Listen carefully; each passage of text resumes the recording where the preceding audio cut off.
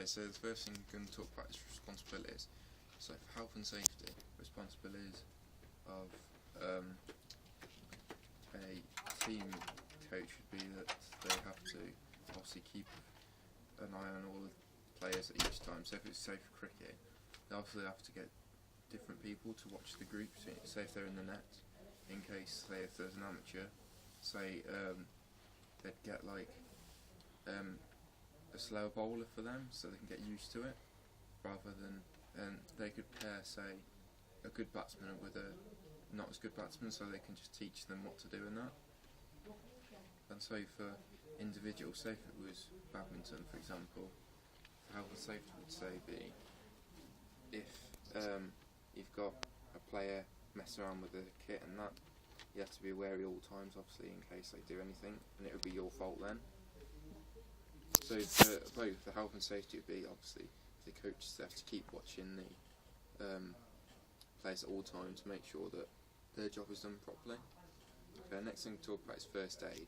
So for cricket, obviously the first aid would be that they have a first aid kit or some medical staff, say first aid trained around, and that could be either one coach or some other coaches, but they obviously have to have one around each time. So for the individual coach, badminton coach, they'd have to be first aid trained, so if any of them gets an injury, or they could be like in a facility with first aid trained staff, so if anyone gets an injury or something, they could just go and get the appropriate person to help them.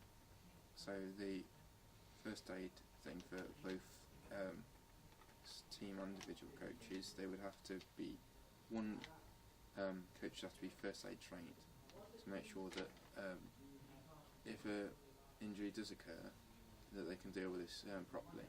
So supervising for cricket, at least one coach must be